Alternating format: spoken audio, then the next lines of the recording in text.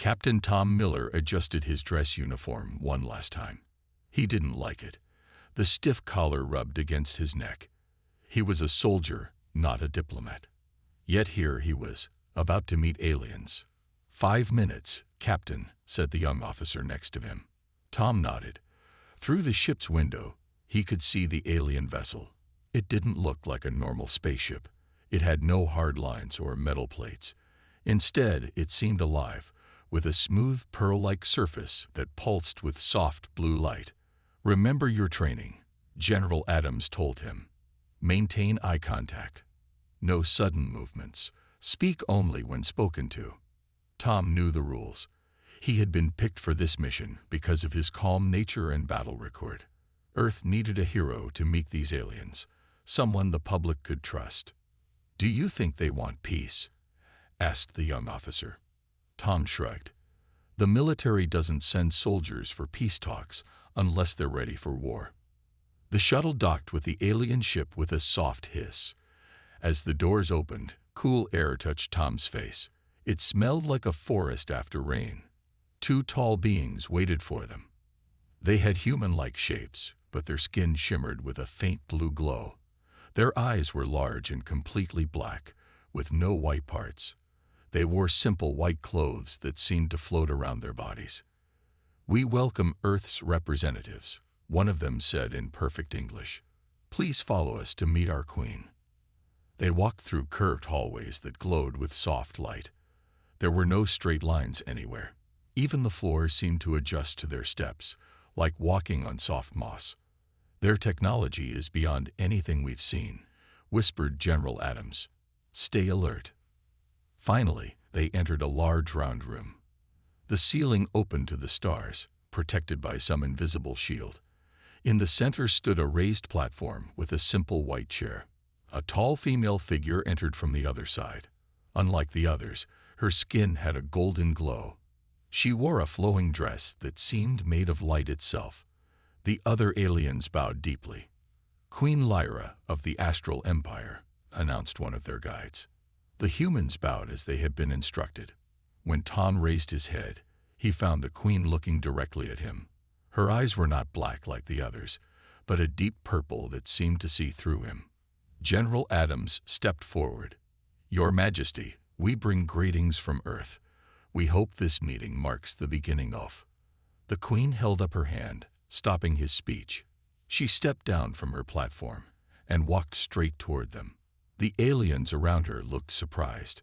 She walked past General Adams, past the diplomats. She stopped directly in front of Tom. Time seemed to freeze. Tom stood perfectly still as the alien queen studied his face. He could feel the other humans tensing, unsure what to do. Then, breaking all protocol, Queen Lyra reached out and embraced him. Her touch was warm, her body light against his, as if she might float away. The room fell completely silent. "You are the one," she whispered in his ear. When she pulled back, her eyes held his. For a moment, Tom felt like they were the only 2 beings in the universe. General Adams coughed nervously. The alien attendants murmured among themselves. "Captain Miller," the queen said, loud enough for all to hear, "we have waited a very long time for you." Tom looked at his fellow humans. They seemed as confused as he felt. "I'm sorry," he said. "I don't understand." Queen Lyra smiled. "You will." Tom sat alone in a round room. His team had been taken to another part of the ship. An hour had passed since the strange meeting with Queen Lyra. The door slid open, and the queen entered with 2 advisors. She sat across from Tom, her purple eyes studying him. "You must have questions," she said. Tom nodded. "Many. Why did you call me the one? Why separate me from my team?" Queen Lyra looked at her advisors, then back to Tom. "Our people have a prophecy. It is over 1,000 years old. It speaks of an outsider who would save our kind from dying out." Tom frowned. "And you think that's me? Based on what?"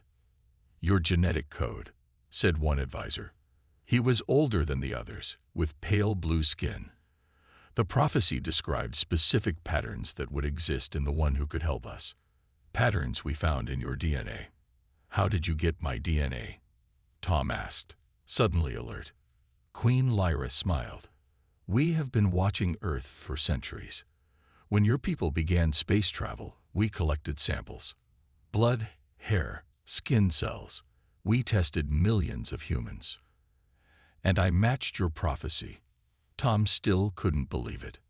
Perfectly, said the Queen. The first perfect match we have ever found. The second advisor stepped forward with a small device. It projected a 3D image showing 2 DNA strands, one human, one alien. Our people are dying, Captain Miller, said the Queen. Her voice was heavy with sadness. A disease is breaking down our genetic code. We cannot have children anymore. In 3 generations, we will be gone. Tom studied the image. Even with his basic science knowledge, he could see the similarities between the 2 DNA strands. What do you want from me? Your body has a rare mutation, explained the older advisor. It makes you immune to several Earth diseases. We believe it might help us create a cure. A message came through on Tom's communicator. It was Dr. Patel, the science officer from his team. Captain, I've reviewed the data they shared with us, she said. It's true. You have a genetic mutation we've never seen before. It appeared in your family line 3 generations ago. Tom looked at the Queen. And if I help you? If you consent to testing, we might save our species, she said simply. At that moment, another message came through from General Adams. Miller, be careful. We don't trust this. They could be manipulating you. Get back to our ship immediately. Tom hesitated. He turned to Queen Lyra. How can I be sure this isn't a trick? The Queen reached out slowly and touched his hand. Instantly, Tom felt a strange connection, like a door opening in his mind. He saw flashes of memory, but not his own. A beautiful planet with 2 moons. Cities grown from living crystal. And then, devastation. Sickness. Dying children. He pulled his hand away, shocked. What was that? He whispered. A small taste of our connection, said the Queen. You felt my memories. My people's pain. We cannot lie through this bond. Tom's communicator buzzed again. General Adams sounded angry now. Captain Miller, that's an order. Return to the ship. Tom looked at the Queen, then at his communicator. He made his decision. General, I'm staying, he said. I'm going to help them run some tests. Miller, don't be a fool. They cooled. Tom shut off the communicator. He faced Queen Lyra. I'll help, but on one condition. My team gets full access to all test results. We work together. The Queen smiled. Of course. The prophecy said you would be kind. Tom shook his head. I'm not doing this because of any prophecy. I'm doing it because it's the right thing to do. For the first time, the alien advisors bowed to him. 2 weeks passed. Tom lived on the astral ship, giving blood samples and undergoing tests. Earth's leaders were not happy, but they allowed it after seeing the scientific data. Tom woke suddenly from a strange dream.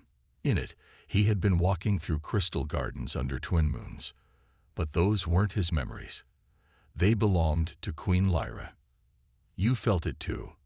The Queen stood in his doorway, her golden skin glowing softly in the dim light. Tom nodded. I was in your home world. I saw the crystal gardens. And I saw your ocean, she said. Blue waves on a beach. A memory from your childhood. The astral scientists had warned them this might happen. The tests had created a link between them. They were beginning to share dreams, thoughts, and feelings. It's getting stronger, Tom said. Queen Lyra sat beside him. My people are worried. This has never happened before. What hasn't? Individual connection. She looked down at her hands. My species has a shared mind. We feel as one. But this bond with you, it's different. I'm feeling things that are just mine, not shared with all astrals. Tom understood now why the other astrals watched her differently. You're becoming more individual. Yes, and it frightens them. She looked up at him. It frightens me too, but it's also wonderful. Later that day, Tom met with Dr. Patel in the lab. She showed him the test results on a large screen. "It's amazing, Captain," she said excitedly. "Your mutation is creating a stable bridge between human and astral DNA. It's like your genes know exactly how to repair their damaged code. So we can help them." Dr. Patel nodded. "I think so. But there's something else." She lowered her voice. "Your DNA is changing too, adapting, becoming something new." Before Tom could ask what she meant, alarms blared throughout the ship. Guards rushed into the lab. "Protect the Queen," one shouted. On the security screens, Tom saw 3 men in Earth military uniforms. They had somehow snuck aboard and were heading toward the royal chambers. Queen Lyra. Tom ran from the lab, following a feeling in his mind that told him where to find her. He reached a corridor just as the attackers appeared at the other end. They had weapons aimed at the Queen. "Step away from the alien, Captain," one man called. "She's controlling your mind. We're here to free you." "No one is controlling me," Tom said, stepping in front of Lyra. "Put down your weapons." "She's changing you, Miller, making you into something else. We have orders to end this now." The man fired. Tom pushed Lyra aside, feeling a burning pain as the shot hit his shoulder. Guards rushed in, capturing the attackers. Tom fell to the floor. Queen Lyra knelt beside him, pressing her hands to his wound. Her skin glowed brighter. "Stay with me," she whispered. Tom felt warmth spreading from her touch. The pain faded. When she removed her hands, the wound was healing already. "How?" he asked weakly. "I don't know," she said, looking as surprised as he felt. "I just wanted to help you, and it happened." The astral doctors examined Tom later. They looked confused and excited. "Your cells," one said. "They're changing, adapting, taking on astral properties." "What does that mean?" Tom asked. The doctor looked at Queen Lyra. "It means the bond between you is more powerful than we thought. You're becoming something new, Captain Miller. Neither fully human nor fully astral." Queen Lyra took his hand. Through their bond, Tom felt her mixture of hope and fear. "Together," she said, "we might save both our peoples." A month after Tom first met Queen Lyra, everything changed. He was in the astral laboratory, placing his hand on a crystal panel. The panel lit up at his touch, responding to him as if he were an astral. "Your connection to our technology grows stronger," said Morrow, the chief scientist. "No human has ever been able to do this." Tom was about to reply when alarms sounded throughout the ship. Queen Lyra rushed into the room, her face worried. "We just received a message from Earth," she said. "A colony on Mars was attacked. Many humans are dead." Tom felt her fear through their bond. "Was it your people?" he asked, already knowing the answer. "No," she said. "It was them. The Void Harvesters. They have returned." Morrow turned pale. "Impossible. They have been gone for centuries." Queen Lyra activated a large screen. It showed dark ships shaped like twisted claws. They fired black energy beams that seemed to drain everything they touched. "Who are they?" Tom asked. "Ancient enemies," Queen Lyra explained. "They do not build or create. They only consume. They feed on life energy itself." Tom received an urgent call from General Adams. The general's face appeared on a screen, looking grim. "Miller, did you know about this?" he demanded. "Did your alien friends warn you these Void Harvesters were coming?" "No, General.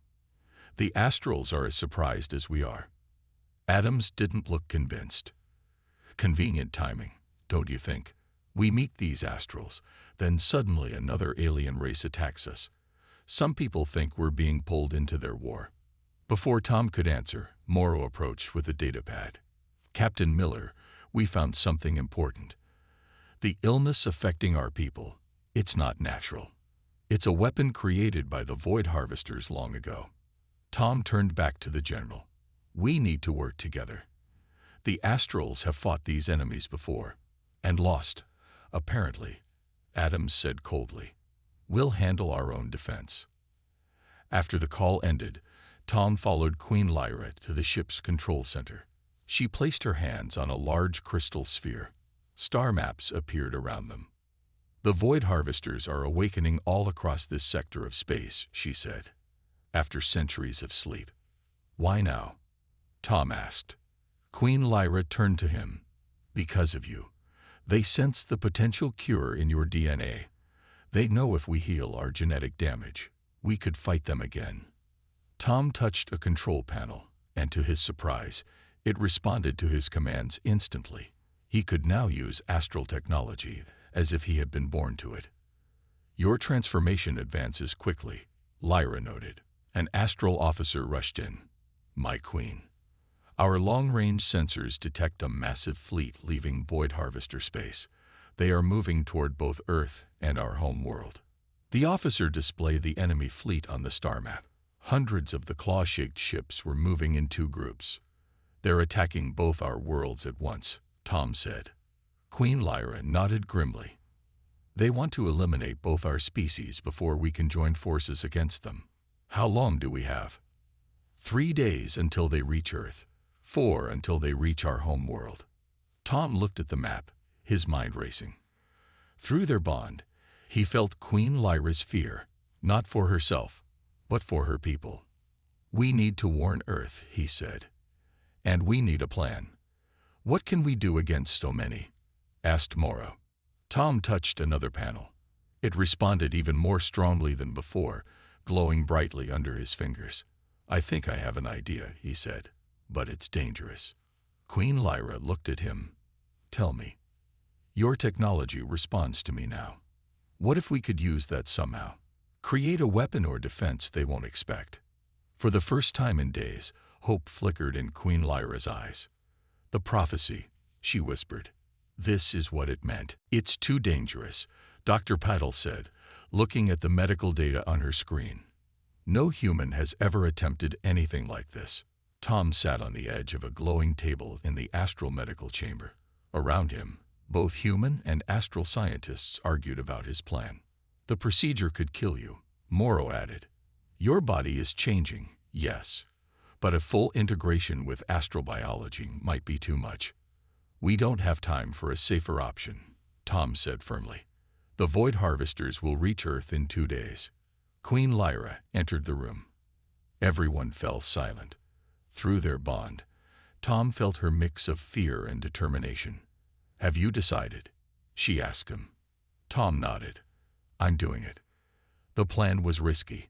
Tom would undergo a procedure to fully integrate his genetic material with astrobiology. If it worked, it might create both a cure for the Astrals and a weapon against the Void Harvesters. If it failed, Tom might die. General Adams appeared on the communication screen. Captain Miller, Earth Command does not approve this procedure. We order you to return immediately. With respect, General, this may be our only chance to defeat the Void Harvesters. And if it turns you into one of them? Adams asked, pointing at the Astrals. What then? Then Earth gets a powerful ally, Tom replied. I'm doing this, sir, for both our worlds. The connection ended. Queen Lyra placed her hand on Tom's shoulder. Are you sure? She asked softly. Yes. An hour later, Tom lay inside a crystal chamber filled with glowing blue liquid. Tubes connected to his arms and chest. Astral doctors worked at control panels while Dr. Petal monitored his vital signs. Beginning integration, Morrow announced. The blue liquid began to glow brighter. Tom felt it seeping into his skin, flowing into his veins. Pain shot through his body. He gritted his teeth. Then something unexpected happened. His mind expanded. Suddenly, he could feel the collective consciousness of the Astrals. Millions of minds linked together across space. Images flashed before him. He saw the astral history, stretching back thousands of years. They had once been guardians of many galaxies, using their collective mind to maintain peace and balance. He saw the first appearance of the Void Harvesters, creatures that had once been Astrals themselves. They had broken away, choosing to consume rather than protect. Their hunger had grown until they became a threat to all life. Through the pain, Tom reached out with his mind, searching for Queen Lyra. He found her instantly. Their consciousnesses merged, creating something new, a hybrid awareness that was neither human nor astral. Tom, her voice echoed in his mind. I can see through your eyes. And I through yours, he replied without speaking. Together, they explored the collective memory, searching for ways to fight the Void Harvesters. Ancient knowledge flowed into Tom's mind, secrets of astral technology that had been forgotten for centuries. The pain intensified. Tom's body felt like it was being torn apart and rebuilt.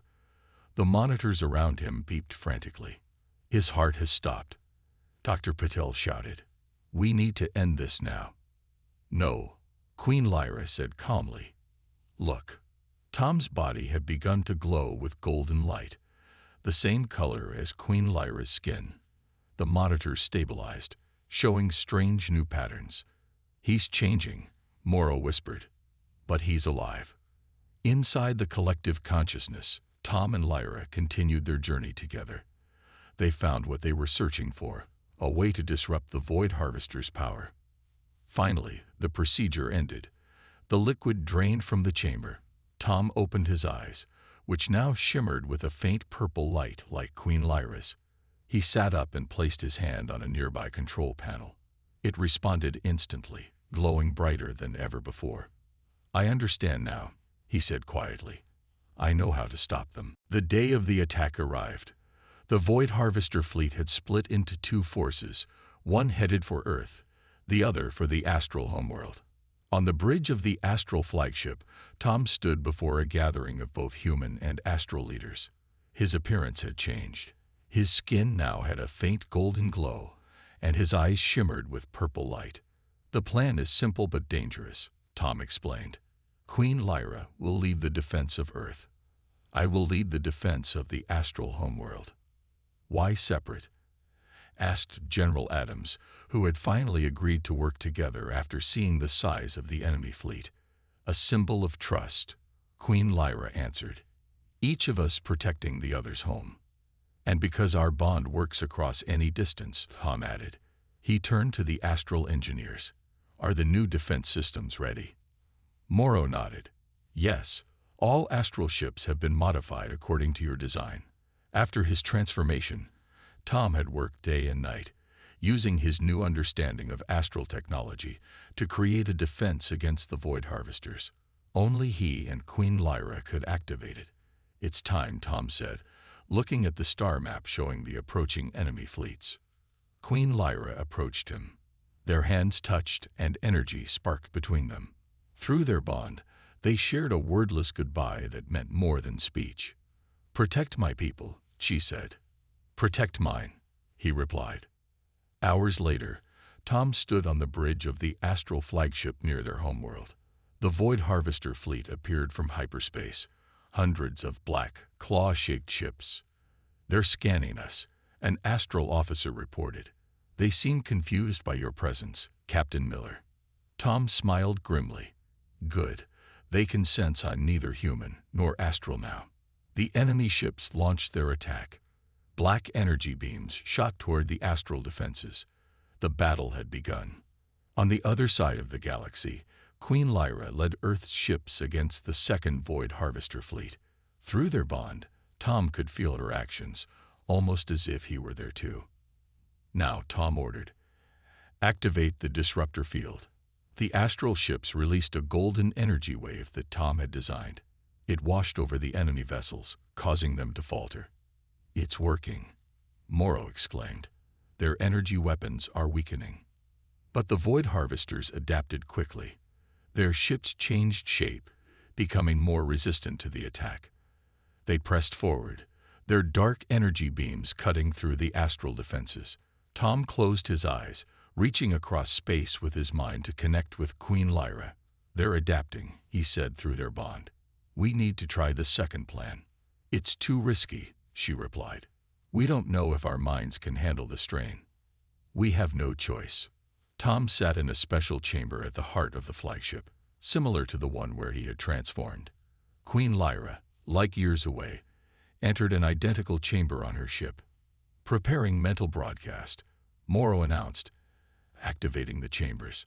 Tom and Queen Lyra's minds joined completely across the vast distance of space. Together, they projected a modified version of their hybrid consciousness pattern, a signal that could disrupt the collective mind of the Void Harvesters. Pain shot through Tom's body. Maintaining the connection across such a distance was harder than he had expected. Through their bond, he could feel Queen Lyra struggling too. "Hold on," he whispered, though she was light years away. The signal grew stronger. On both battlefields, the Void Harvester ships began to move erratically. Their perfect formation broke apart as confusion spread through their ranks. "It's working," shouted Morrow. With a final surge of mental energy, Tom and Queen Lyra amplified the disruptive signal. The pain was almost unbearable, but they held on. Across two battlefields, the Void Harvester ships began to power down. Some drifted aimlessly in space. Others turned on each other, firing wildly. The tide of the battle had turned. A month after the battle, Tom stood at a large window on the Astral flagship, watching as ships from both Earth and the Astral Empire worked together to rebuild. Most of the Void Harvester fleet had been defeated, with the remaining ships fleeing into unknown space. "They're calling it the Great Alliance," said Dr. Patel as she joined him. "The first true partnership between humans and another species." Tom nodded. His transformation had continued after the battle. His skin now had a permanent golden glow, and his eyes were deep purple like Queen Lyra's. "How are the patients?" he asked. Dr. Patel smiled. "The cure is working. We've treated over half the astral population. The genetic damage is being repaired. They can have children again." Tom's genetic material, combined with astral science, had created the cure they had been seeking for centuries. The prophecy had been fulfilled. "And the side effects?" he asked. "Just as we predicted," Dr. Patel replied. "The astrals are changing too. They still share their collective consciousness, but now they're developing stronger individual identities, like Queen Lyra did when she first connected with you." The door opened, and Queen Lyra entered. Through their bond, Tom felt her joy before he saw her smile. "The Council has approved the next phase," she announced. "Human and astral scientists will begin controlled genetic integration for volunteers from both species." "Is it safe?" Dr. Patel asked. "Not as extreme as what happened to Tom," Lyra said. "Just enough to allow better communication and understanding between our peoples." Tom turned back to the window. "And what about me? What am I now?" Queen Lyra stood beside him. "You are the bridge," she said simply. "Not fully human anymore, but not astral either. Something new, something better." General Adams appeared on a nearby screen.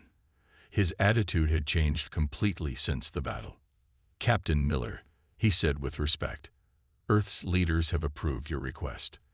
The new defense outposts will be built at the agreed locations. Joint staffing begins next month." "Thank you, General," Tom replied. "And the research initiative?" Adams nodded. "Also approved. Earth's best scientists will work with the astrals to understand the Void Harvesters. If they return, we'll be ready." After the call ended, Tom and Queen Lyra walked together to the ship's garden. Plants from both worlds grew side by side in harmony. "I've been studying the ancient prophecy again," Lyra said. "I think we misunderstood it all these years." "How so?" "It didn't just say you would save us from extinction. It said the One would guide both our peoples to a new future." She looked at him. "It wasn't about saving just the astrals. It was about saving both species by bringing us together."